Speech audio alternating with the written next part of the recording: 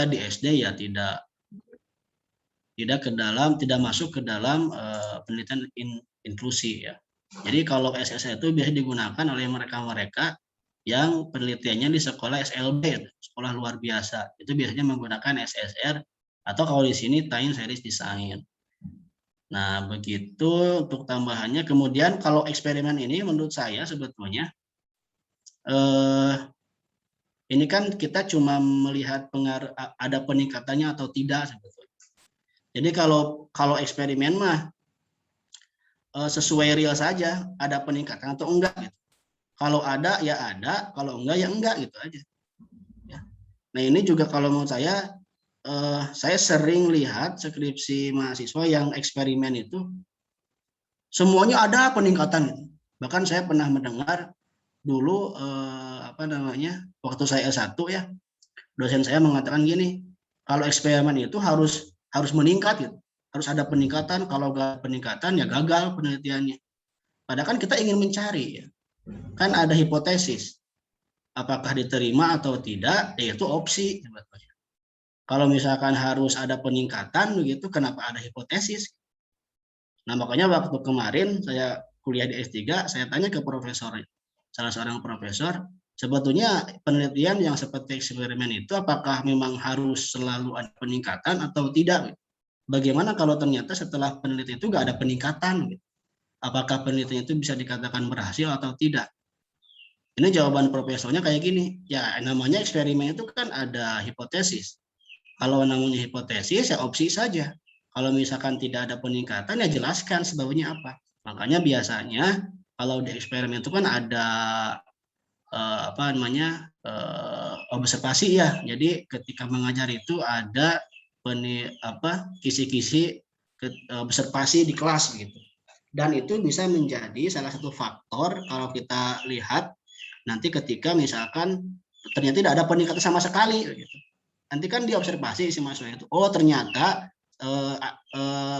tidak ada peningkatannya itu diakibatkan berdasarkan hasil observasi, misalkan siswanya itu lemas begitu, ternyata belum makan, itu bisa menjadi salah satu faktor kenapa dengan menggunakan treatment ini kok tidak ada peningkatan gitu. Karena saya jujur aja belum pernah lihat skripsi yang di Purwakarta selama saya menguji itu yang tidak ada peningkatan, semuanya ada peningkatan, ya bagus sebetulnya, tapi apakah benar begitu? Saya takutnya kayak gini, takutnya ternyata sebetulnya ada peningkatan tapi ditingkatkan gitu. Nah memang ini menjadi dilema ya bagi kita, karena tentu saja sih sebetulnya sesuai keinginan pembimbing juga, kalau pembimbing ingin ada peningkatan ya harus ada peningkatan. Tapi kalau pembimbingnya fair-fair saja, misalkan kalaupun tidak ada peningkatan nggak jadi masalah, ya kita seadanya aja data dari lapangan. Nah kalau saya sih memandangnya seperti itu. Jadi yang namanya penelitian eksperimennya kita eksperimen. Apakah ada peningkatan atau tidak? Misalkan menggunakan pretest post-test, apakah ada peningkatan atau tidak? Yaitu sesuai lapangan saja. Kalau ternyata tidak ada peningkatan berarti metode itu begitu kan atau pendekatan tersebut begitu di sekolah X misalkan tidak berpengaruh, ya itu nggak jadi masalah itu. Nanti kan tinggal kita analisis faktornya apa saja, itu bisa jadi temuan berharga itu. Ternyata misalkan di sekolah tertentu menggunakan pendekatan apa, pendekatan X, tetapi dengan keadaan siswa misalkan yang lapar, kemudian yang masih mengantuk, itu tidak akan berpengaruh terhadap peningkatan apa pemahaman belajar misalkan. Itu bisa menjadi temuan berharga di sana kalau menurut saya. Ya, temuan yang berharga itu di sana. Jadi kita punya temuan baru begitu. Ternyata penelitian dengan metode X atau pendekatan X di sekolah Y misalkan itu tidak berpengaruh secara signifikan untuk meningkatkan pemahaman belajar siswa misalkan dikarenakan faktor-faktor sesuai dengan hasil observasi kelas gitu.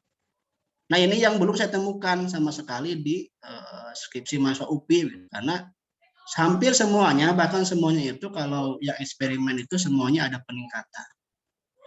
Nah, ini saya ingin memberikan pemahaman saja bahwa yang namanya eksperimen itu tidak harus semuanya ada peningkatan. Karena ada hipotesis ya, berbeda dengan kualitatif. Kualitatif mah gak ada hipotesis. Jadi gak perlu ada peningkatan atau tidak, itu mah sesuai di lapangan saja kan kalau kualitatif. Ini kan kuantitatif kalau eksperimen itu karena ada hipotesis, ada peningkatan atau tidak, ya gak jadi masalah. Mau ditolak misalkan atau mau diterima hipotesisnya, itu opsi sebetulnya. Adapun misalkan tidak ada peningkatan, ya tidak dikatakan penelitian itu gagal. Ya, ini yang perlu dipahami bersama, karena namanya juga eksperimen, percobaan. Percobaan itu bisa berhasil, bisa gagal loh. Percobaan itu, ya, percobaan itu bisa berhasil dan bisa gagal. Bu Eka sebetulnya lebih kepada pre-eksperimen dan kuasi eksperimen ya, karena untuk true eksperimental dan faktorial eksperimental itu jarang digunakan ya, jarang digunakan oleh mahasiswa S1 ya. Kalau faktorial eksperimental dengan menggunakan variabel bayangan ya, atau variabel, mereka lebih menyebutnya variabel apa ya di sini tuh, moderator ya, variabel moderator atau variabel bayangan itu biasanya digunakan oleh mahasiswa S2 atau S3. Kalau mahasiswa S1 mah cukup pre-eksperimental dan kuasi eksperimental. Makanya Bu Eka tidak membahas secara dalam mengenai true experimental design dan faktorial design gitu. Agar teman-teman ini lebih fokus mau pre-eksperimental atau mau kuasi eksperimental. Jadi tinggal pilih salah satu dari dua ini aja. Ini yang paling mudah kalau menurut saya juga seperti itu. Dulu saya gunakan pre-eksperimental waktu skripsi ya, karena dulu skripsi saya juga kuantitatif pre-eksperimental. Jadi tidak menggunakan kelas kontrol ya, hanya satu kelas saja. Ya, hanya satu kelas, itu kelas eksperimen. Kelas eksperimen itu kelas yang kita kasih perlakuan gitu, perlakuan yang kita tawarkan, baik itu pendekatan, strategi, metode dan sebagainya ya. Itu namanya kelas eksperimen. Kalau kelas kontrol, kelas yang menggunakan metode konvensional ya. Itu juga yang ngajarnya kita sebetulnya, harusnya kita. Jadi kalau kelas kontrol mah ya berarti ngajarnya 2 kali. Kita ngajar dengan metode konvensional di satu kelas lagi ya kita ngajar dengan metode yang kita tawarkan gitu. Tapi ada juga begitu yang kelas kontrol itu guru yang lain yang ngajar, yang penting post test dan pre testnya dari kita, ada juga kayak gitu. Jadi kita mah cukup aja ngajar di kelas eksperimen, tetapi pretest post-test di kelas kontrol yang guru lain ngajar dengan metode konvensional, pretest post-test sama dengan pretest post-test yang kita berikan di kelas eksperimen. Jadi kita bisa minta hasilnya aja ke guru itu, Bu, mana hasil pretestnya, mana hasil post-testnya, gitu. Jadi kita nanti bisa diolah. Gitu. Ada juga yang kayak gitu. Ada juga yang tadi saya katakan kita ngajar dua kali gitu, di kelas kontrol, di kelas eksperimen. Ada juga yang gitu. Itu mah tergantung peneliti saja ya. Yang penting ada 2 kelas dengan pretest dan post-test yang sama serta metode yang berbeda gitu. Artinya kalau ini konvensional, kalau ini beda gitu. Itu aja.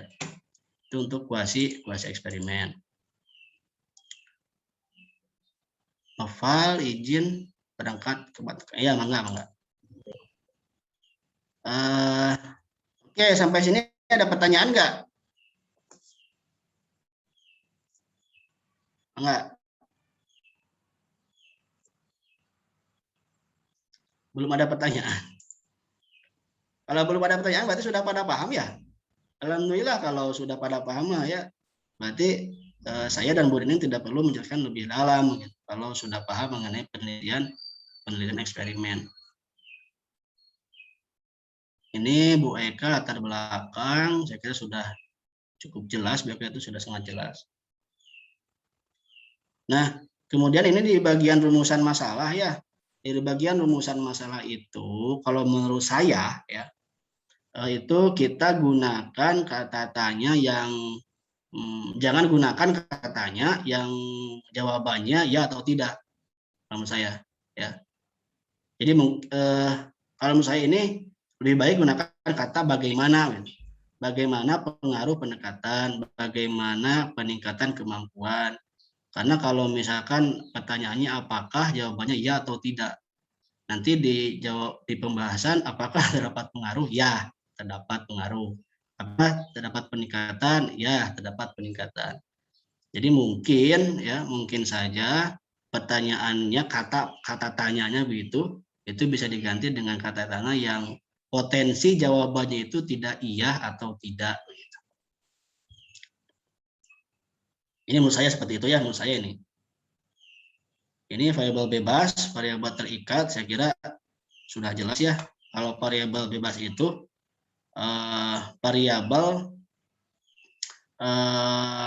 berupa treatment itu ya, yang kita tawarkan ya, mau metode kah, mau pendekatan kah, mau strategi dan sebagainya, itu namanya variabel bebas.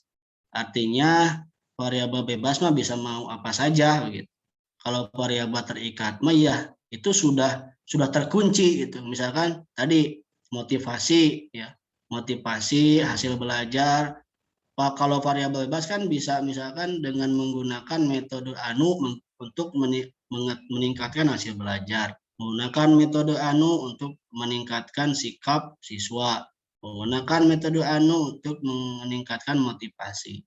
Jadi variabel bebas mah ya bebas saja. Kalau variabel terikat itu sudah terkunci. Jadi kalau variabel bebas itu bisa kita modifikasi, bisa kita acak-acak. Dan ini biasanya berkaitan dengan pendekatan apa atau strategi atau model pembelajaran apa yang akan kita tawarkan untuk meningkatkan si variabel terikat ini. Dan tentu saja yang namanya variabel terikat ini juga harus berdasarkan tadi ya, berdasarkan masalah yang ada di lapangan gitu. Nanti kalau masalahnya berkaitan dengan hasil belajar siswa, ya berarti variabel terikatnya hasil belajar siswa. Kalau masalahnya berkaitan dengan literasi membaca, misalkan permulaan, ya berarti variabel terikatnya tentang membaca permulaan. Gitu. Jadi variabel terikat itu harus sesuai dengan masalah yang kita temukan di lapangan. Jangan sampai misalkan ternyata masalahnya hasil belajar, tetapi variabel terikatnya motivasi yang ditemukan dengan variabel terikat. Tuh ya, itu untuk tadi agar sinkron gitu antara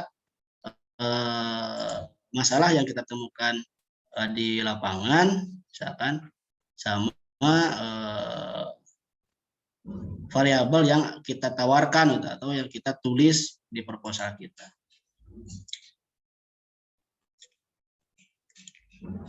Ini variabel bebas terikat, ini metode penelitian, jenis, desain, populasi, sampel, teknik pengumpulan data, teknik analisis. Udah cukup ya.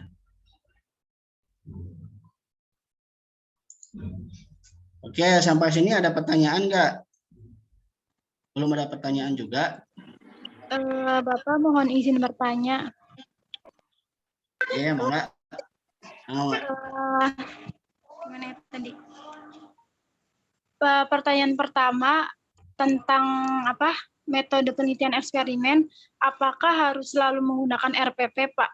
Sebagai jadi kalau misalkan kita menawarkan solusi atau apa penawaran tindakan yang harus dilakukan setelah menemukan masalah atau hipotesa, itu harus kita susun RPP-nya dulu, Pak, atau boleh misalkan kita menggunakan media pembelajaran terus kita tanpa membuat RPP gitu, Pak. Terus pertanyaan yang kedua, tadi Bapak juga bilang ya Pak, bahwa kalau eksperimen itu tidak harus selalu hasilnya itu mengalami peningkatan. Terus apakah ketika eksperimen yang kita lakukan itu ternyata tidak mengalami peningkatan, terus kita coba lagi tuh Pak, terus di post test selanjutnya, kemudian kita lakukan kayak pembelajaran dari ulang, terus kita ngadain post test lagi. Nah, itu apakah dimungkinkan? Begitu mungkin Pak pertanyaannya. Terima kasih. Ya, saya jawab dulu dan sebelum nanti Bu Neneng menambahkan ya. Alhamdulillah Bu Neneng sudah hadir. Selamat datang Bu Neneng. Sudah beres SPG-nya?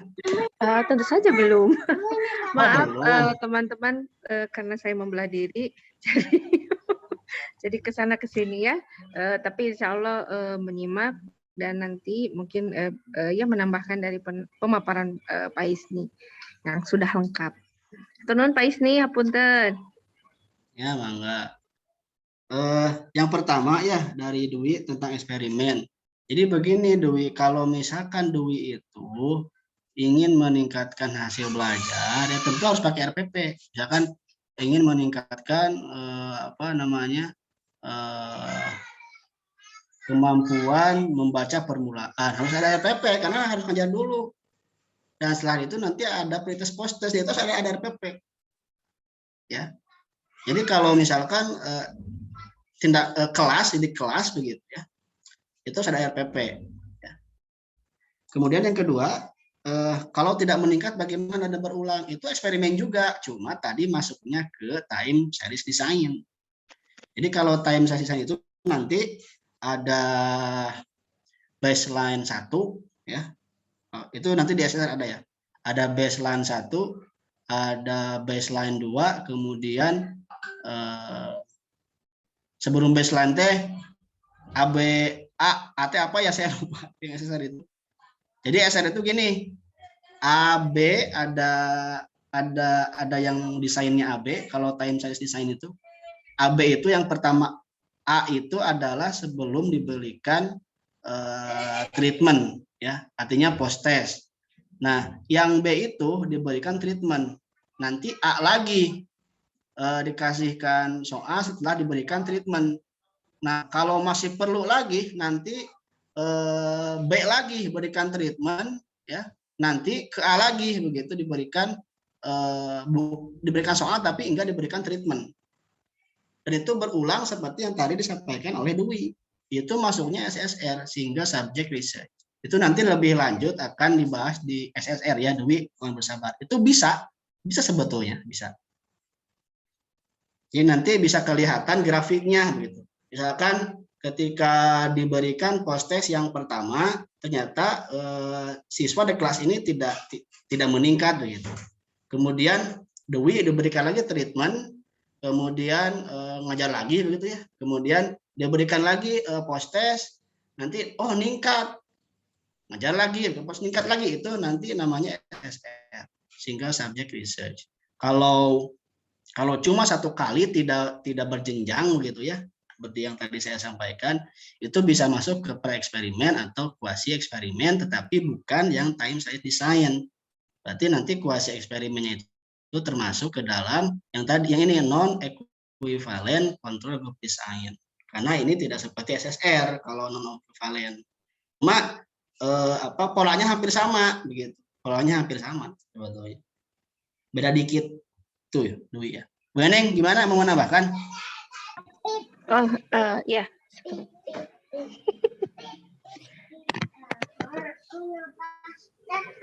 Baik, bismillahirrahmanirrahim. Assalamualaikum warahmatullahi wabarakatuh. Tadi pertanyaan dari siapa? Dwi. Siapa? Dwi Novitasari. Gini, teman-teman, hakikatnya eksperimen itu kan mencobakan ya. Kita menemukan sesuatu yang kita rasa ini menarik misalnya ya, atau ini inovatif nih gitu. Wah, saya menemukan media. Nah, sepertinya media ini cocok digunakan gitu ya. Misalnya kita membaca hasil penelitian media tertentu, media pembelajaran tertentu, atau misalnya aplikasi Quizizz. Kita membaca hasil penelitian, wah, Quizizz ini berhasil nih diaplikasikan, diimplementasikan dalam pembelajaran IPA di sekolah dasar dan hasilnya bagus. Coba, saya mau mencoba kuisis ini diimplementasikan di pembelajaran bahasa Indonesia misalnya, di materi tertentu, karena dirasakan bahwa masih kurang misalnya ya pada materi tersebut. Kita cobakan gitu ya. Nah, itu eksperimen. Jadi kita mencobakan sesuatu yang ya kita harapkan tentu saja bisa menjadi obat gitu ya atau solusi dari permasalahan tertentu. Ya. Nah, teman-teman, ketika mencobakan, saya menggunakan HP. Ketika mencobakan, tentu saja tidak sekali jadi. Ya, misalnya teman-teman pakai polanya itu pretest, post-test, one group design. Bukan berarti hari ini pretest, kemudian teman-teman berikan treatment, besoknya post-test. Tidak seperti itu, bager ya. Ece-ece. Tapi ketika teman-teman memberikan perlakuan itu terus-menerus berulang-ulang, tidak cukup hanya satu kali. Ya kebayangkan, misalnya kelas tersebut begitu ya, kemampuan membaca pemahamannya itu masih kurang, atau inilah keterampilan membaca permulaannya itu masih kurang. Mereka belum bisa membaca. Teman-teman lakukan pretest gitu ya. Kemudian besoknya perlakuan, ayo kita belajar membaca 1 hari. Besoknya post-test, langsung bisa baca enggak gitu. Nah, secara logis kan ajaib gitu. Kalau hanya 1 kali treatment, kemudian hasilnya itu berubah secara signifikan gitu ya. Kecuali itu teman-teman ya apa temannya Harry Potter gitu ya. Secara ajaib sulap gitu. Langsung hasilnya berubah ya secara signifikan. Jadi treatment itu tidak cukup hanya 1 kali gitu ya. Jadi berulang kali. Ya tergantung teman-teman mau pakai teori siapa. Hanya saya lupa begitu ya teori siapanya. Ada yang 5 kali, ada yang 8 kali, ada yang 13 kali. Ya tadi ya bergantung mazhab mana yang teman-teman pilih gitu ya untuk teori medlitnya. Tapi tadi sebelum kita membandingkan pretest dan posttest, nah kita berikan perlakuan terlebih dulu. Nah perlakuannya tadi ya tidak cukup 1 kali, perlakuannya berulang. Kalau teman-teman mencoba, teman-teman eksperimennya itu mengeksperimenkan sebuah model, ya model itu yang diulang-ulang gitu ya. Kalau media yang dicobakan ya medianya terus yang diulang-ulang. Gitu ya. Begitu juga dengan teknik, pendekatan dan lain sebagainya. Itu yang diulang. Misalnya 3 kali, 5 kali ya terserah gitu ya. Baru nanti teman-teman melakukan post-test. Nah, baru dibandingkan hasil pre-test dan post-testnya. Kalau teman-teman menggunakan kelas kontrol, tadi ya, tidak cukup hanya membandingkan nilai pre-test dan post-test kelas eksperimen. Tapi teman-teman harus juga membandingkan nilai antara kelas eksperimen dengan kelas kontrol. Jadi dua-duanya diukur, kemudian dua-duanya dibandingkan. Kalau teman-teman tidak menggunakan kelas kontrol, hanya kelas eksperimen saja, ya kelas eksperimen saja yang diukur, yang dibandingkannya, pretestnya dan posttestnya. Jadi ada pertanyaan, Pak, Bu, kalau kita mencobakan media, harus pakai RPP tidak? Nah, menurut teman-teman butuh RPP tidak? Gitu.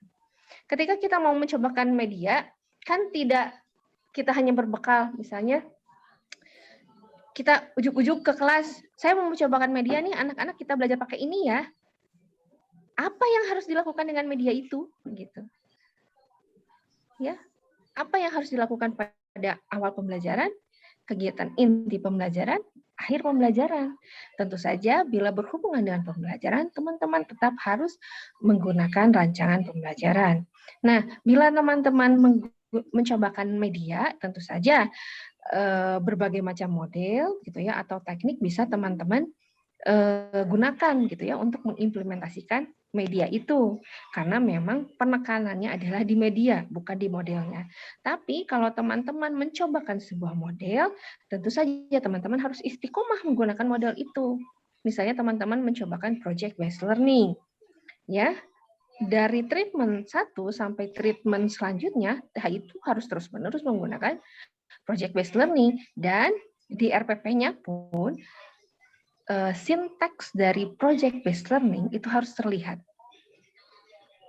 Ya, sintaksnya. langkah-langkah pembelajarannya itu harus terlihat. Jadi misalnya di bab 2 tadi ya, ada kajian pustaka, teman-teman akan membahas tentang model tersebut tadi ya, PCBL atau PBL misalnya ya. Nah, teman-teman juga harus mengacu pada sebuah sumber atau teori yang menjelaskan sinteks atau langkah-langkah atau fase-fase model pembelajaran tersebut. Misalnya fase PJBL ada yang 5, ada yang 6 gitu ya. Nah, teman-teman copy paste tuh dari teori itu 5 fase gitu ya di kegiatan inti. Mau teman-teman kembangkan silakan, tapi kalau didiskon jangan gitu ya. Jadi misalnya Bu, kalau secara teori ini ada 5 fase, tapi karena situasi dan kondisi saya tambahkan 1 fase apa begitu ya, disesuaikan dengan kondisi kelas. Silakan, tapi teman-teman harus tetap mengacu pada teori tertentu. Jadi tadi ya, kalau mencobakan model harus istiqomah dari awal sampai akhir menggunakan model tersebut dan sinteksnya harus disesuaikan. Tapi kalau teman-teman uji cobakan media, mangga mau menggunakan model apapun ya silakan karena memang penekanannya pada media tersebut gitu ya. Jadi tadi ingat kalau treatment ya tidak cukup ya hanya 1 kali. Ya secara logis sajalah gitu. Kita sekali ke sekolah, ke kelas itu memberikan pembelajaran, terus tiba-tiba anak-anak menjadi terampil gitu ya dengan perubahan yang signifikan gitu ya. Itu ajaib. Kita masuk 3 kali saja gitu ya. Kemudian teman-teman memaparkan bahwa hasilnya itu meningkat secara signifikan. Sebenarnya sih itu sudah ajaib gitu ya, apalagi hanya 1 kali. Namun itu tadi seperti kata Pak Hisni, rata-rata sih berhasil begitu ya. Ya alhamdulillah mungkin memang pada terampil ya Pak Hisni, sehingga pada berhasil semuanya. Padahal ya penekanannya kalau eksperimen ya teman-teman mencobakan sesuatu. Ya namanya percobaan, ya kan bisa sesuai dengan harapan kita berhasil. Ada juga yang mungkin belum berhasil. Ya belum berhasilnya karena berbagai faktor. Ya sebenarnya itu bisa dijelaskan di dalam skripsi. Mengapa misalnya tidak terjadi peningkatan karena bla bla bla gitu. Namun ya biasanya memang terkendala berbagai hal gitu ya, misalnya ketika pembimbingan dan lain sebagainya ya nanti ya didiskusikan saja dengan pembimbing. Namun sebenarnya jangan takut ya bila teman-teman, Bu ini sebentar ya. Misalnya awalnya itu ketika pretest itu nilainya itu KKM gitu ya. Pas banget dengan KKM. Sesudah treatment ketika post-test peningkatannya itu hanya 0, sekian gitu. Tidak signifikan bagaimana ya. Ya nggak gimana-gimana, ya itu hasilnya ya dipaparkan saja begitu ya. Hasil penelitiannya seperti apa. Jadi jangan takut, ya lakukan saja penelitian dengan baik. Teman-teman merancang penelitiannya dengan baik, instrumennya sudah disusun dengan baik. Nah, masalah hasil akhirnya kan tidak ada yang tahu begitu ya. Jadi ya paparkan saja sesuai dengan hasil penelitian yang teman-teman dapatkan. Mungkin itu tambahan untuk pertanyaan pertama, Pak Isti. Mangga, tur nuhun. Ya, terima kasih Bu Neneng atas tambahannya. Itu ya Dwi, jadi betul kata Bu Neneng, treatment itu tidak cukup 1 kali ya, kecuali mungkin anak sultan Bu Neneng ya, yang benar-benar sultan gitu. Ya kalau mau ada ya berarti mukjizat mungkin ya, 1 kali treatment udah langsung meningkat tinggi. Tapi kalau ada mah saya tertarik itu ke kelas itu gitu, lakukan penelitian lagi kalau ada. Iya, anak-anaknya cerdas berarti itu teh.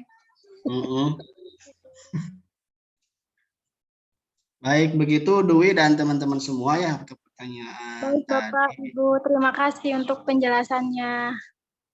Iya, mangga sami-sami. Yang lain ada lagi yang mau bertanya?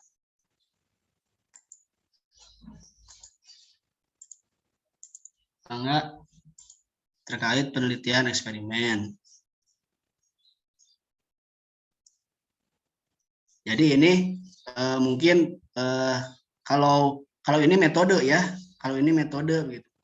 Jadi ada metode, ada pendekatan. Jadi kalau metode mah eksperimen, PTK, SSL itu metode. Kalau pendekatan itu kualitatif dan kuantitatif. Berarti kalau eksperimen mah kuantitatif, gitu. Pendekatannya pendekatan kuantitatif. Jadi kalau misalkan nanti di proposal atau skripsi itu dipaparkan, pendekatan yang digunakan adalah pendekatan kuantitatif dengan metode penelitian eksperimen menggunakan desain kuasi eksperimen. Jadi pendekatan nama kualitatif atau kuantitatif, metodenya ini eksperimen, PTK, SSR, nanti ada analisis isi dan lain sebagainya. Itu metode. Ya. Jadi jangan terbalik begitu, atau jangan disamakan karena berbeda. Jadi metode penelitian kualitatif sama metode penelitian kuantitatif itu kurang tepat. Karena kualitatif dan kuantitatif itu pendekatan ya, bukan metode. Silakan ada lagi yang mau bertanya? Mangga.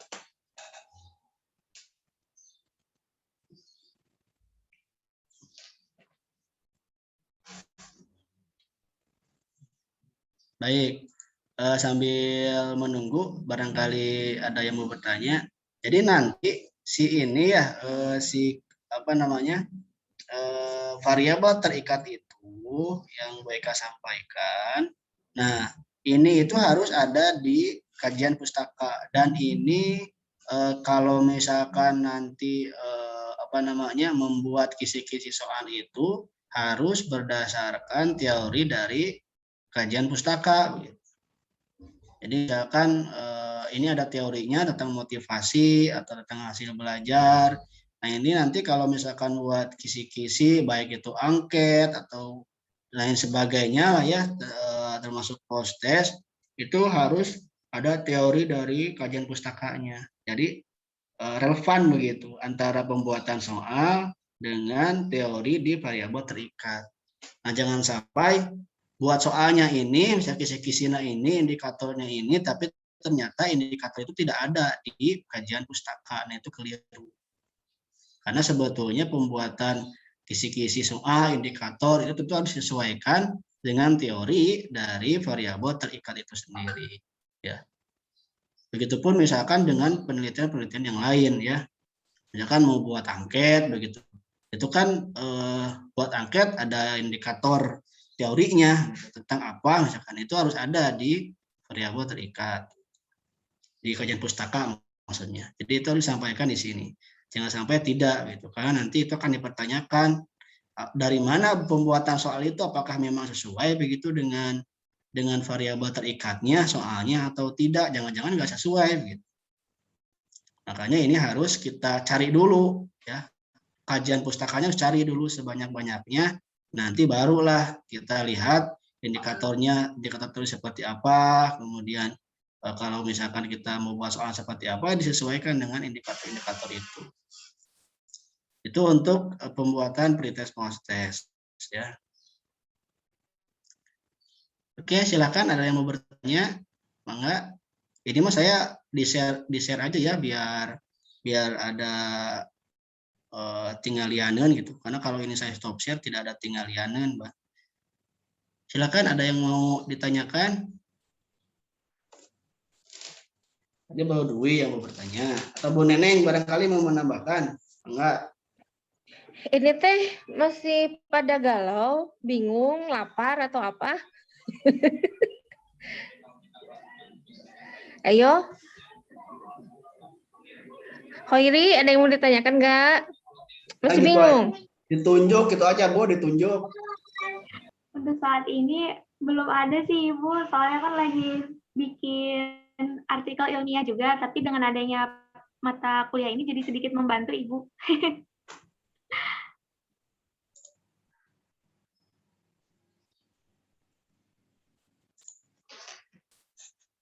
Ya kalau nggak ada yang bertanya mah Bu Neneng dua kemungkinan gitu. Kemungkinan paham, alhamdulillah. Kemungkinan kedua ya tidak paham gitu.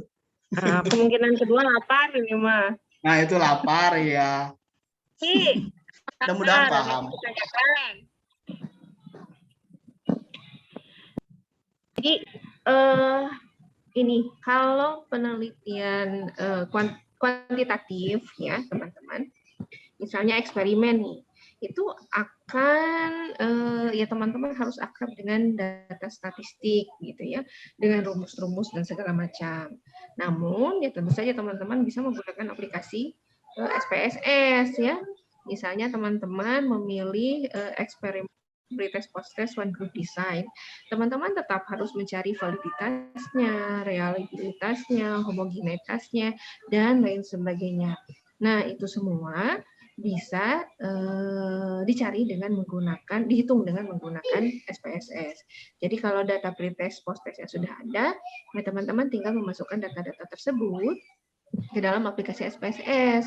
Nah, tentu saja tugas teman-teman adalah belajar SPSS-nya, belajar bagaimana mendeskripsikan data-data hasil keluaran SPSS. Karena ya data-data yang dihasilkan SPSS kan bentuknya angka-angka, sehingga teman-teman ya harus mengartikan, mendeskripsikan apa arti angka-angka tersebut. Gitu ya. Nah, jadi mangga kalau misalnya teman-teman sudah berencana nih, sudah jatuh cinta dengan eksperimen, ya mangga sekaligus belajar dengan SPSS-nya gitu ya. Jadi kalau sekarang ya sudah praktis, teman-teman tidak perlu menghitung manual, bisa menggunakan aplikasi SPSS. Jadi misalnya teman-teman sudah jatuh cinta nih pada project based learning misalnya ya. Kemudian teman-teman ngobrol misalnya dengan saudara, misalnya di kelas tertentu itu pembelajaran matematikanya kurang gitu ya. Coba deh saya mau mencobakan PJBL pada pembelajaran matematika tersebut, begitu. Nah, ya itu bisa dengan menggunakan metode eksperimen.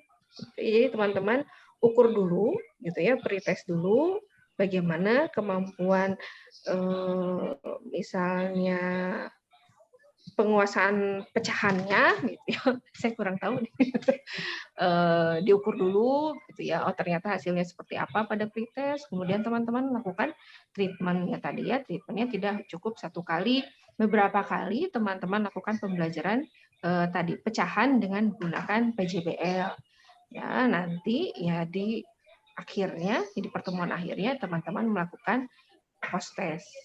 Jadi seperti apa sih kemampuan siswa dalam menghitung pecahan gitu ya setelah menggunakan project based learning misalnya ya. Itu dibandingkan hasil pretestnya dengan hasil post testnya. Seperti itu. Nah, tentu saja sebelum memulai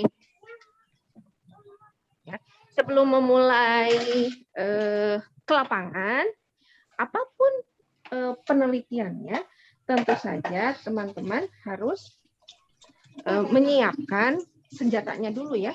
Persenjataannya itu harus lengkap, ya. Instrumennya itu harus lengkap dan disusun dengan baik terlebih dahulu.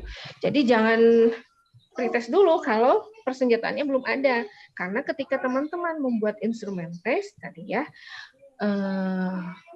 instrumen tersebut ya harus dikembangkan sesuai dengan variabel penelitian yang teman-teman kembangkan ya tadi sesuai dengan teori ya tadi misalnya PJBL itu seperti apa, kemampuan pecahan itu bagaimana gitu ya.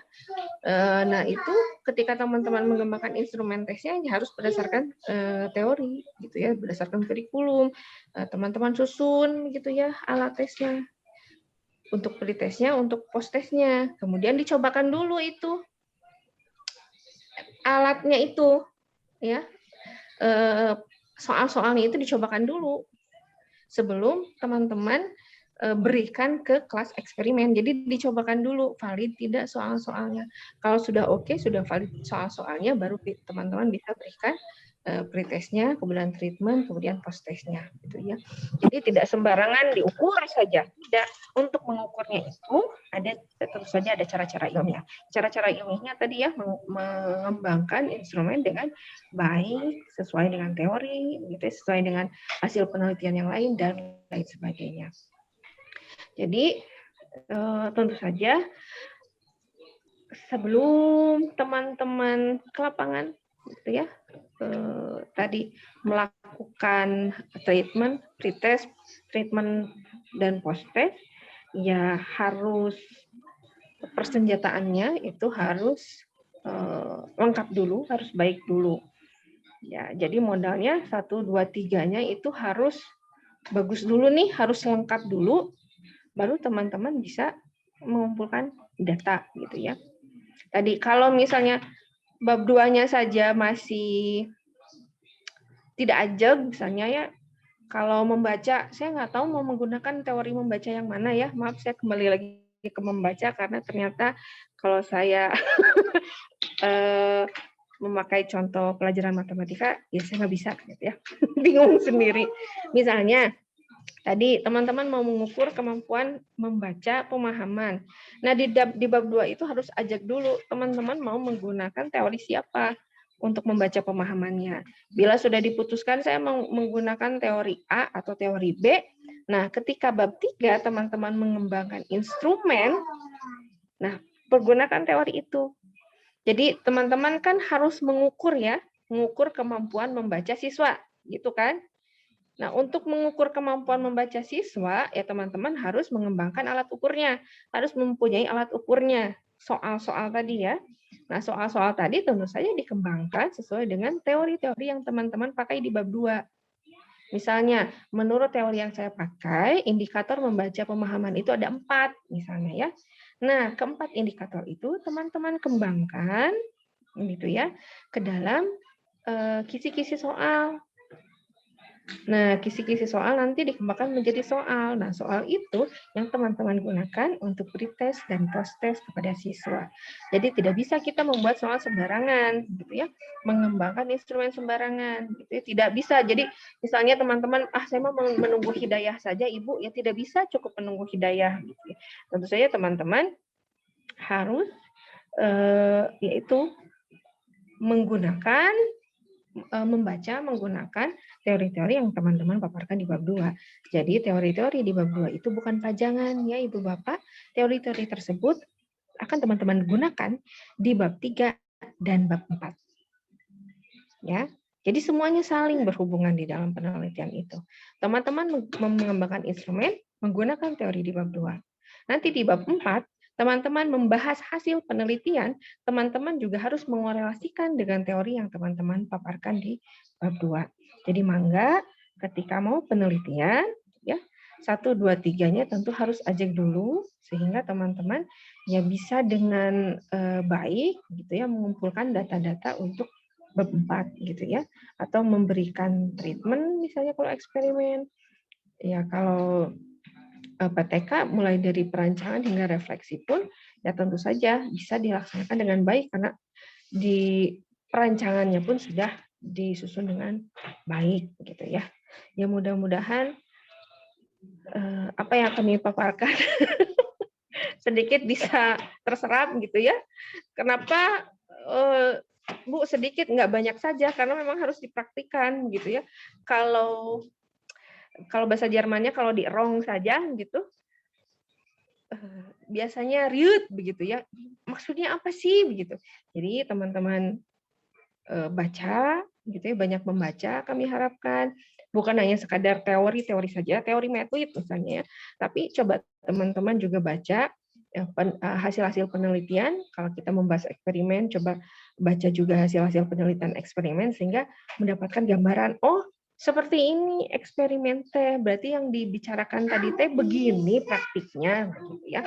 Kami harapkan seperti itu. Mangga, bila ada pertanyaan, Ara ada pertanyaan nggak?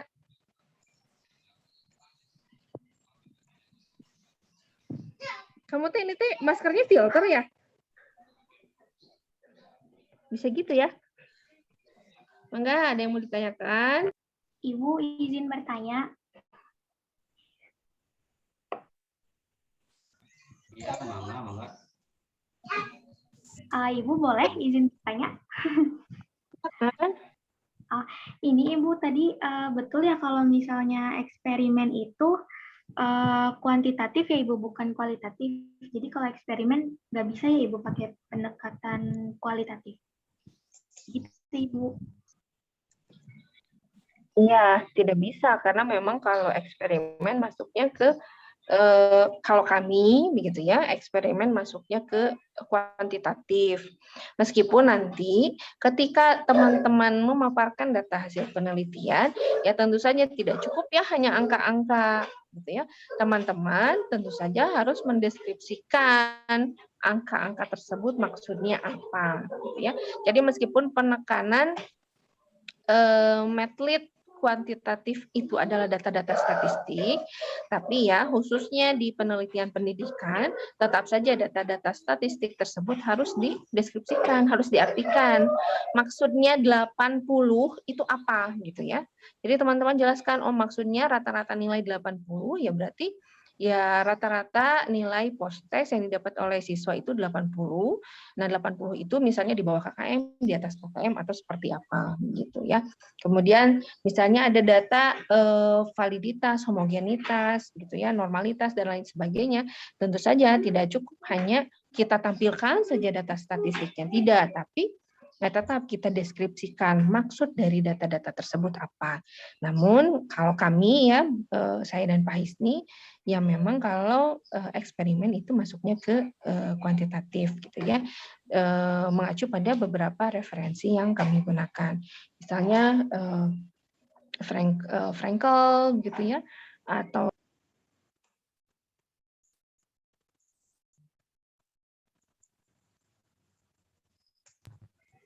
maaf di mute ya tadi ya. Ya, cuma sebentar di mute-nya.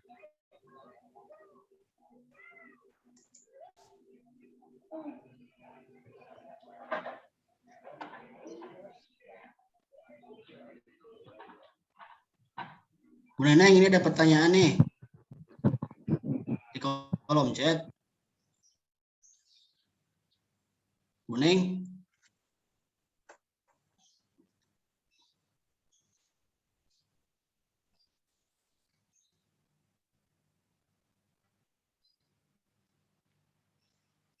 Oke, pertanyaan pertama di kolom chat dari Mela ya.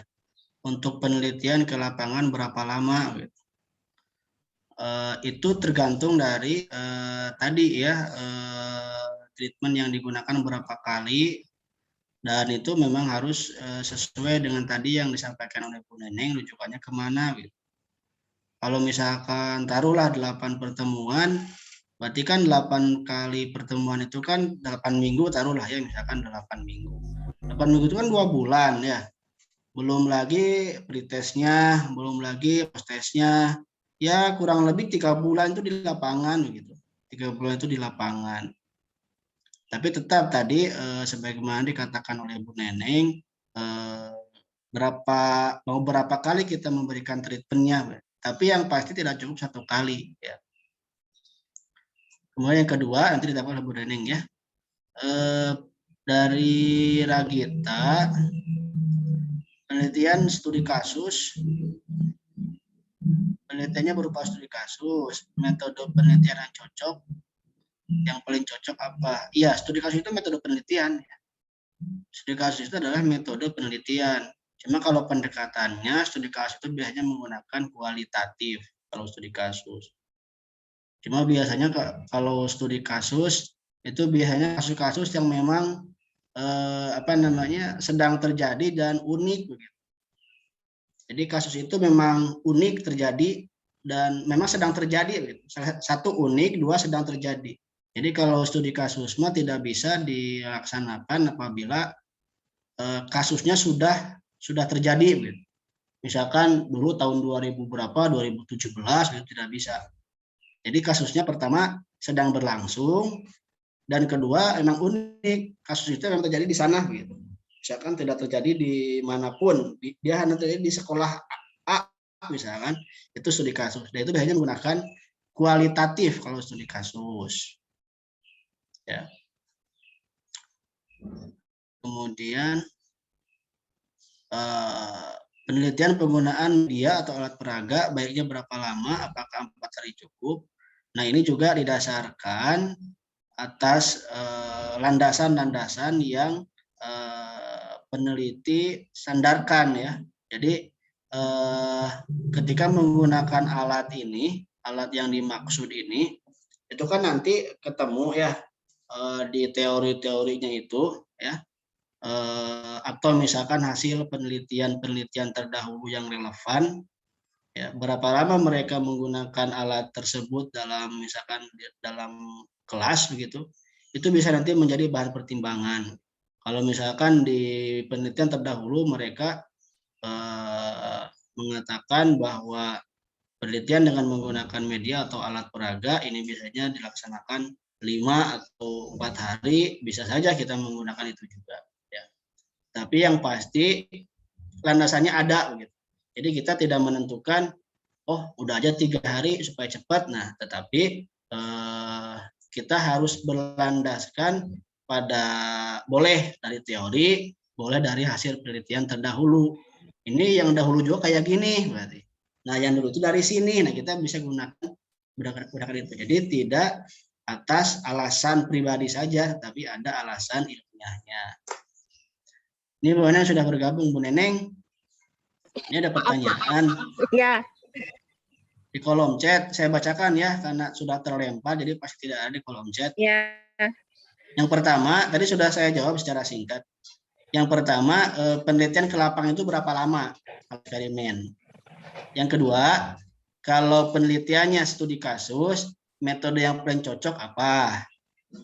Yang ketiga, kalau media atau alat peraga, berapa lama itu penelitiannya? 4 hari cukup nggak? Enggak. Sebenarnya berapa lama penelitian itu dilakukan? Ya, kami tidak bisa menjawab karena itu bergantung pada peneliti dan situasi di lapangan, gitu ya. Jadi nanti tentu saja silakan Anda diskusikan dengan pihak sekolah. Misalnya Anda memberikan treatment 5 kali, misalnya ya, berarti kan Anda memerlukan pembelajaran akan melakukan pembelajaran sebanyak 5 kali, gitu ya, sehingga ya Anda akan meminta jadwal kepada pihak sekolah sebanyak 5 kali pembelajaran, misalnya 5 hari. Untuk pretest dan posttest ya terserah Anda mau melakukannya sebelum pembelajaran dan nanti posttestnya pada hari kelima setelah pembelajaran atau pada hari yang terpisah. Ya mangga saja itu bergantung pada peneliti dan situasi di lapangan. Misalnya ya Bu, kalau saya mau penelitiannya setiap hari, ya mangga kalau sekolahnya mengizinkan gitu ya. Kalau misalnya Bu, sekolahnya mengizinkan saya 2 hari sekali, jadi selang sehari Bu tidak bisa setiap hari menggunakan kelas gitu ya, karena ada pembelajaran yang tetap harus dilaksanakan misalnya ya. Jadi mangga saja itu sesuaikan dengan ya tergantung kebutuhan penelitian ya, tergantung peneliti dan situasi di lapangan. Jadi silakan Anda membuat rancangannya, kemudian ya rancangan jadwal penelitian, ya Anda diskusikan dengan pihak sekolah gitu ya, karena ya kita kan tamu, kita meminjam kelas dari instansi lain, dari pihak sekolah, tentu saja kita harus mendapatkan izin dari pihak sekolah gitu ya. Jadi tidak boleh kita mencuri-curi pembelajaran, mencuri-curi kelas gitu ya. Kita harus memperoleh perizinan resmi dari pihak sekolah ketika akan melakukan penelitian gitu ya. Kemudian tadi apa? Oh, studi kasus. Kalau studi kasus biasanya ke kualitatif ya biasanya.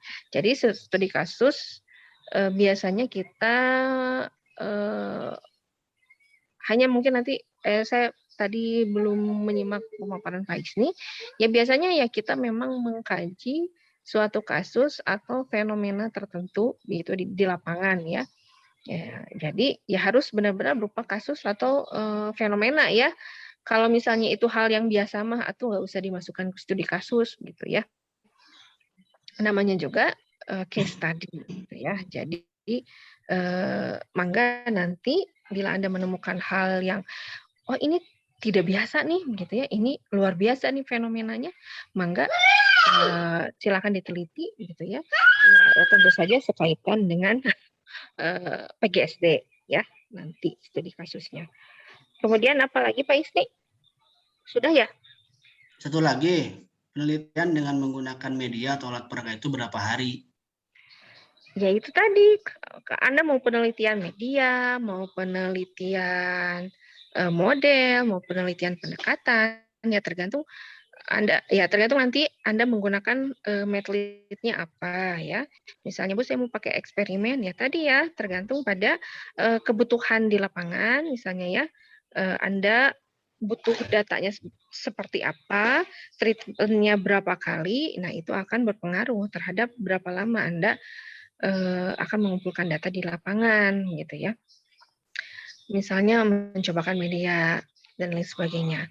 Nah, kalau Anda mengembangkan sebuah media tertentu, nah itu biasanya kita menggunakan R&D ya, Research and Development, tapi biasanya kalau di S1 itu jarang yang menggunakan R&D ya, Research and Development, karena memang tahapan R&D itu lumayan agak panjang gitu ya, sehingga biasanya memerlukan waktu yang agak lama gitu ya, Research and Development itu, apalagi kalau Anda menggunakan Borg and Gale begitu ya, itu ada 11 tahapan yang harus Anda lakukan bila Anda mengembangkan sesuatu ya, media, model dan lain sebagainya, sehingga biasanya mahasiswa S1 jarang yang menggunakan R&D ya, Research and Development.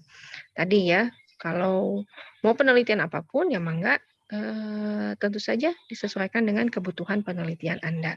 Jadi kalau berapa lama ya silakan gitu ya penelitinya membuat jadwal penelitian, dan tentu saja nanti didiskusikan dengan instansi atau wilayah masyarakat yang akan Anda ambil datanya.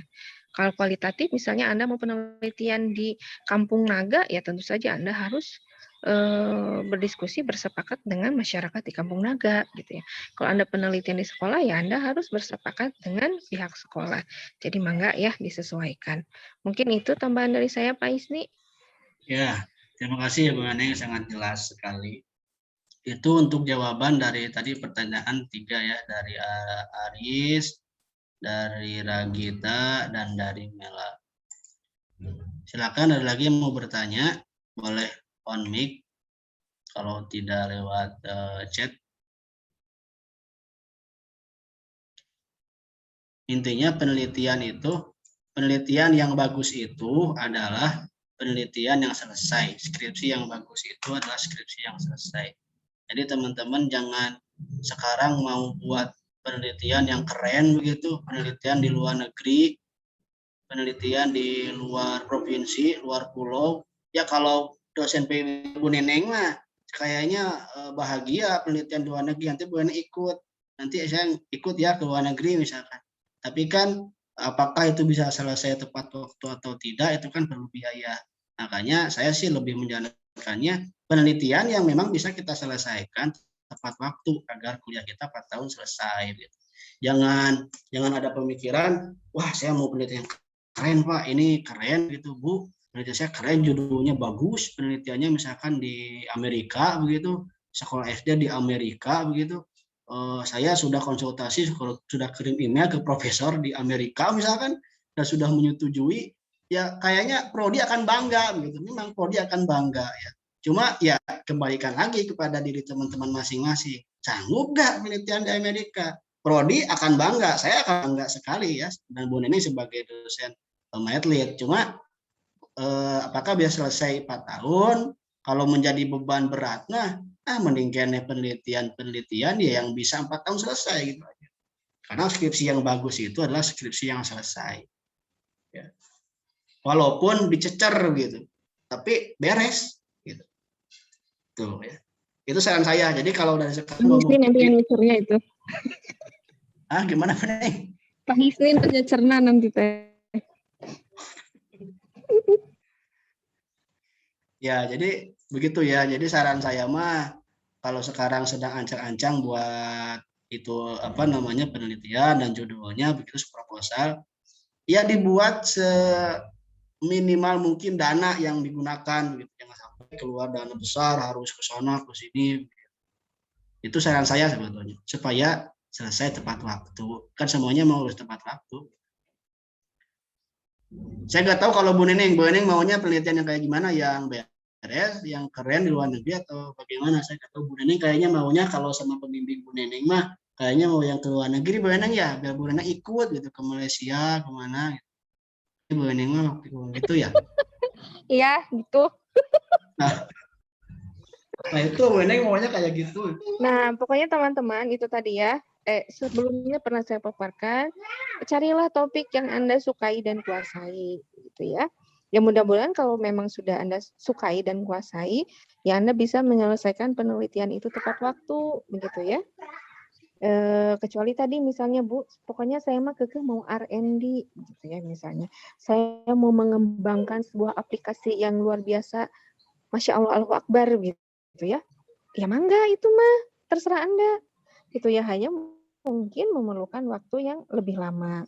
Oke, jadi tentu saja peneliti yang bisa menentukan penelitiannya akan seperti apa, gitu ya, mau dibawa kemana, gitu ya. Kalau kata Armada ya, mau dibawa kemana penelitian Anda, mangga silakan ditentukan, gitu ya.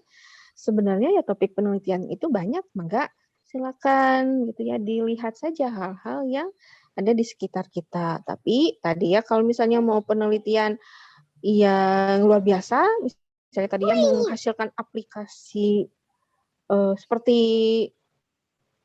atau apa ya program seperti ruang guru gitu ya mangga gitu ya. Tapi ya mungkin konsekuensinya penelitiannya lebih lama dibandingkan dengan yang lain. Tenaga yang dikeluarkan lebih banyak, pikiran pun sama, biaya pun lebih banyak gitu ya. Jadi ya mangga tergantung peneliti ya. Mau seperti apakan penelitiannya, topik penelitiannya mau apa ya mangga terserah Anda. Hanya tentu saja yang kami harapkan Anda yang bisa meneliti dengan baik dan bisa tepat waktu gitu ya. Karena bila tidak tepat waktu ya akan berdampak pada banyak hal ya. Biaya akan lebih besar. Tentu saja selain biaya penelitian, Anda menambah semester begitu kan. Kemudian waktu gitu yang akan Anda ya korbankan lebih lama dibandingkan dengan teman-teman yang lain. Jadi harapan kami ya mangga Anda melaksanakan penelitian yang baik, yang bagus begitu ya. Tapi ya diharapkan bisa selesai tepat waktu gitu ya. Tapi tadi kalau mau yang lama-lama ya mangga misalnya ya. Pokoknya Bu saya mah penelitiannya mau keliling Indonesia gitu ya. Ya mangga itu mah terserah Anda.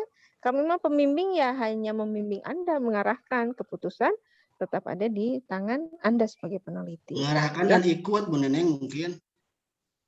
Iya, ikut nanti nengok sana ya gitu. Gitu. Sok mangga ada pertanyaan lagi?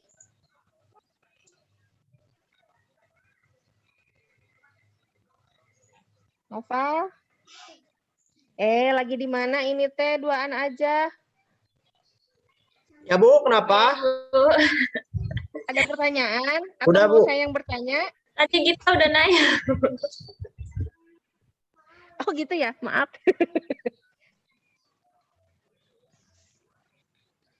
Ya, silakan. Fernanda, ada yang mau ditanyakan? Boleh deh Bu, saya nanya Bu. Ya boleh atuh. Bu, kalau dosen pembimbing penelitian itu bisa milih atau dosen wali Bu itu teh? Nah, kalau misalnya Anda punya topik tertentu gitu ya, yang sudah Anda incar nih dari sekarang, sudah Anda perdalam, pelajari dari sekarang, ya mangga itu bisa didiskusikan dengan dosen yang Anda anggap keahliannya memang di bidang itu ya. Misalnya literasi numerasi, wah ini saya mau PDKT dengan Bu Eka gitu ya misalnya. Nah bila beliau berkenan, ya biasanya kalau Anda bertanya pasti insya Allah akan dijawab gitu ya. Nanti bila Bu berkenan tidak bila misalnya menjadi dosen pembimbing saya, nah biasanya itu akan diarahkan dari sekarang. Jadi nanti bila memang penelitiannya sesuai dan Anda serius menggarapnya, biasanya dosen tersebut yang akan merekomendasikan ke dewan skripsi. Misalnya, BK, ke Dewan Skripsi. Ibu, ini mahasiswa atas nama ini sudah mengkaji tentang topik tertentu bersama saya dari awal semester 7 misalnya ya. Bila tidak keberatan Dewan Skripsi, bagaimana bila mahasiswa yang bersangkutan gitu ya nanti di SK-kan pembimbingnya saya. Gitu biasanya. Namun ya nanti mungkin bisa bertanya lagi ya ke prodi atau ke Ibu Dewan Skripsi seperti apa prosedurnya. Namun sih biasanya mah begitu ya. Karena kalau untuk penetapan mahasiswa bimbingan itu biasanya ditetapkan oleh Dewan Skripsi, gitu ya. Itu biasanya dilihat berdasarkan topik penelitian, gitu ya. Nanti Anda akan diarahkan ya, untuk dibimbing dosen siapa yang topiknya sesuai dengan topik penelitian Anda. Biasanya seperti itu. Gitu. Atur nuhun Ibu. Fernanda maunya siapa, Fer? Masih memilih-milih ini tuh Pak. Oh. Masih memilih-milih, nanti yang dipilihnya nggak mau gimana? Pak Hisni atau pilih Magera? Oh, jangan saya. Saya mah dikit aja, bukan aja yang banyak. Ya, enggak.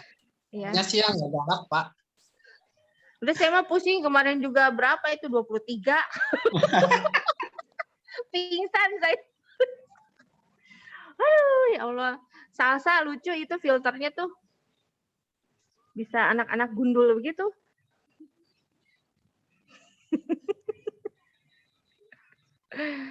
Sudah, ini tidak ada pertanyaan lagi. Izin bertanya, kalau PTK, metode apa yang cocok? Apaan PTK? PTK itu metode, Neng. Siapa ini teh? Pebi. Ya kalau PTK ya PTK. Ya. Action research ya, classroom action research. Ya kalau mungkin Bu Neneng ini pertanyaannya bukan metodenya, mungkin pendekatannya apa kalau PTK gitu. Apakah ya kualitatif atau kuantitatif gitu mungkin. Nah, kalau saya mungkin sama ya dengan Pak Hisni, meskipun ya ada beberapa banyak, bukan banyak. Ya dosen mungkin di prodi juga ada pendapat yang berbeda ya mengenai hal ini. Kalau saya dan Pak Hisni itu menggolongkan PTK itu ke kualitatif. Ya, begitu. Jadi yang memang ditekankan di PTK itu adalah deskripsinya gitu ya. Jadi bukan ke data statistiknya tapi ke deskripsi ya. Hasil penelitiannya seperti apa? Penelitian yang telah Anda lakukan mulai dari perencanaan sampai ke refleksi gitu ya. Nanti akan banyak kita bahas di pertemuan selanjutnya kalau tidak salah PTK itu ya, di materi pertemuan selanjutnya. Ya. Ya, saya sebenarnya setuju dengan Bu Neneng dan sebenarnya kita pernah ngobrol berdua waktu itu di mana Bu Neneng ya? Di ruangan apa gitu bicara tentang PTK dan ya kita satu suara bahwa PTK itu memang kualitatif begitu. Jadi kenapa kualitatif? Karena kalau menurut saya sendiri, kenapa tidak tergolong kuantitatif? Karena statistik yang digunakan itu statistik sederhana kalau PTK. Beda dengan eksperimen yang menggunakan SPSS gitu ya. Ada uji homogenitas, uji apa, uji itu. Kalau PTK mah kan statistik sederhana saja. Dan itu juga kan bersiklus. Makanya kebanyakannya itu statistiknya itu biasanya cuma pakai grafik gitu, kemudian rata-rata penjumlahan, jadi yang sederhana saja. Jadi udah ada Kolmogorov, Smirnov, kemudian Shapiro-Wing, apalagi Lilliefors dan sebagainya. Itu kalau PTK enggak menurut saya, karena karena dikarenakan itu ya statistik sederhana dan lebih banyak deskripsinya, maka dia termasuk ke dalam kualitatif. Jadi Anda silakan mau PTK, mau eksperimen ya moga-moga saja ya, asal metode yang dipilih itu memang dipandang bisa memecahkan permasalahan yang ada di lapangan itu. Karena kalau PTK kan bersiklus ya, siklus 1, siklus 2, nanti kita akan belajar itu, siklus 3. Kalau eksperimen memang enggak bersiklus begitu. Itu. Mangga yang lain. Beneng, Pan. Iya. Mangga ya, nanti kita akan ngobrol lagi kalau masalah PTK, karena PTK juga banyak, nanti Anda mau pakai desain siapa ya. Tapi biasanya kalau di kita itu pakainya Chemistagard. Gitu ya. Jadi satu siklus habis gitu ya, sampai ke refleksi. Yang nanti kita bahas lah ya. Silakan, ada lagi pertanyaan? Kita diskusikan mumpung masih di eksperimen ini.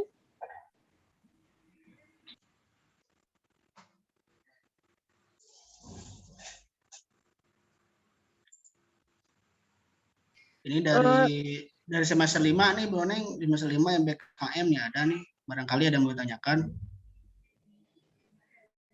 Hai teman-teman MBKM, apakah ada di situ? Ataukah kalian jiwa dan raganya ada di sekolah? Gentayangan atau hari gitu Bu Neneng? Sehingga nama gitu sih. Teman-teman dari sekarang banyak membaca ya mengenai Madlit. Banyak buku yang Anda bisa gunakan gitu ya. Sugiono bisa, Arikunto mangga gitu. Kalau mau Frankel juga mangga, Creswell juga ada gitu ya.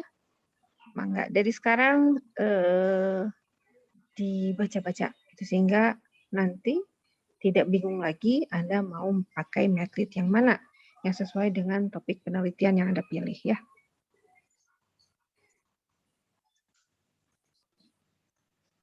Tidak ada ini?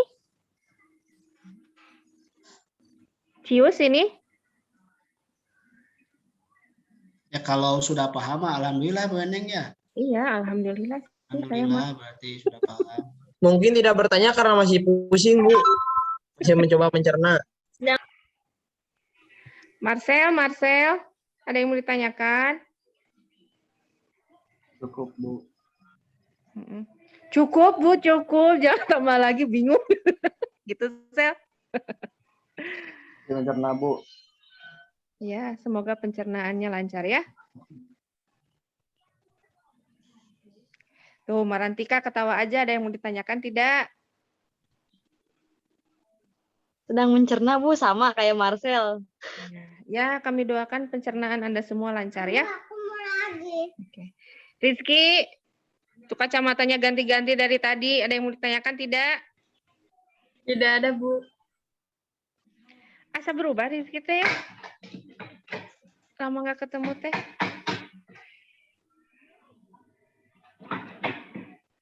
Sudah punya buku Madlitnya belum? Belum Jona Bu. Belum tuh. Atau belum kemana wae ke kalian teh ya. Download, kata saya juga ya, unduh tuh banyak gratisan. Nanti saya beri Frankel ya, tapi harus dibaca meskipun bukunya berbahasa Inggris ya, Wayahna. Soalnya Andanya belum punya buku, jadi akan kami berikan buku Frankel, baca ya. Nah, kalau Frankel itu bukunya memang penelitian pendidikan ya. How to design apa sih? How to design research in education gitu ya, lupa. Satu lagi lah nanti saya kasih yang Creswell. Saya kalau tidak salah ada PDF-nya yang Creswell. Oh, alhamdulillah. Makasih, Pak Hisni. Udah mungkin Pak Hisni? Iya, mangga. Saya kalau tidak lagi pertanyaan, nah. Saya mah sangat berbahagia kalau tidak ada pertanyaan lagi. Belum, Bu, keburu beli buku neuroscience. Tuh. Kan kata saya juga tidak harus selalu membeli, atau kan bisa mengunduh atau meminjam di perpustakaan ya. Karena percuma beli juga atuh, harus dibaca ya. Novel nanti saya tanyakan ke Pak Idat itu dibaca tidak novel tuh buku neuroscience. Siap, Bu. Boleh ditanyakan, Bu. Dipastikan insya Allah dibaca. Harus dibaca ya, buku itu bukan dikoleksi saja, harus dibaca. Ya, kecuali meren mazhabnya mau diduruk begitu ya, dibakar kemudian diseduh, diminum gitu ya. Bila belum ada yang ditanyakan, mungkin ditutup saja, Pak Isni. Boleh, Mangga. Ini kalau misalkan tidak ada lagi pertanyaan, kita akhiri pertemuan siang hari ini ya. Terima kasih atas partisipasi diskusi kita. Sangat antusias sekali pembelajaran kita di hari ini. Baik, kita akan dokumentasi dulu ya, silahkan. Satu orang aja yang screenshot, yang print screen, Mangga, yang pakai laptop. Boleh Pak, teman-teman. Mangga. Boleh. On cam semuanya.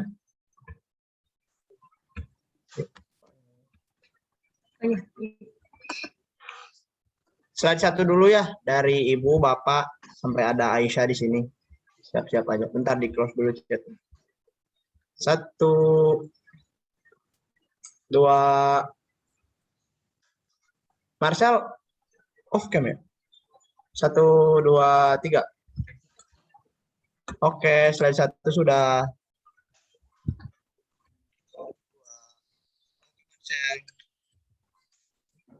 Metode mana? Slide 2 siap-siap. 1, 2. Ara off cam ya? Di sini ada Mela masih off cam. Lulu juga atau jaringan di sini ya. Udah nggak apa-apa. 1, 2, 3.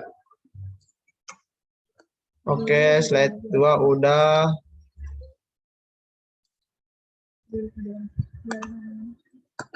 Udah, 2 slide doang. Sudah, Bapak? Ya, terima kasih Nova dan teman-teman semua. Kita akhiri pertemuan hari ini dengan baca hamdalah, alhamdulillahirrabbilalamin. Selamat apa ya kalau sekarang? Selamat bekerja saja. Selamat apa lagi tuh, silahkan. Sehat selalu. Assalamualaikum warahmatullahi wabarakatuh. Waalaikumsalam warahmatullahi wabarakatuh. Bapak Ibu. Terima kasih Bapak Ibu. Terima kasih Bapak Ibu.